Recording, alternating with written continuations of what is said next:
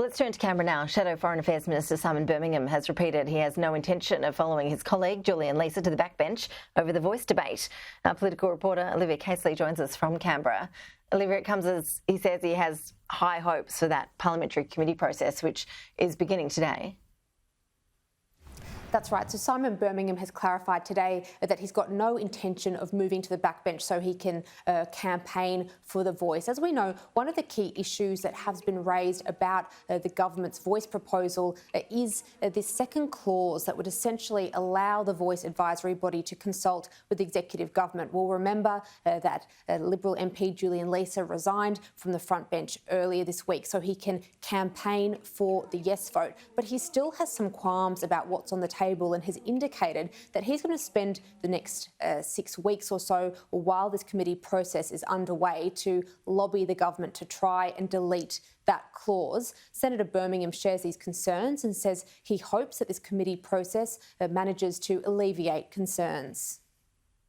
I don't intend to act in ways contrary to the position taken by the party, but I do hope and still hold out some faint hope that the government, through the parliamentary committee process that's starting today, could give consideration to whether we can still have a unifying national moment around recognition of First Australians, whether there is a way to address the concerns that have been raised about the more expansive proposition for constitutional change. So, Olivia, when it comes to that public hearing that's happening of that committee that's underway, what's its aim? What's it trying to achieve here?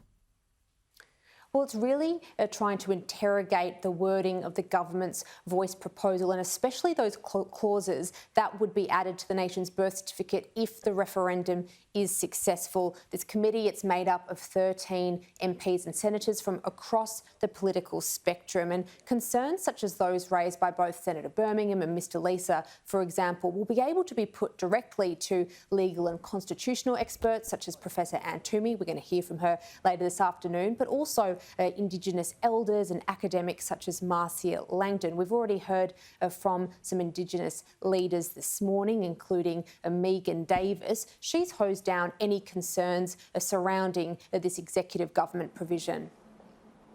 With due respect, I just can't speculate on something that I don't agree with. And my concern about the debate and discussion and the discourse around this provision is that people are throwing up the most extreme examples to try and scare the Australian people, that this isn't actually quite a modest and conservative provision.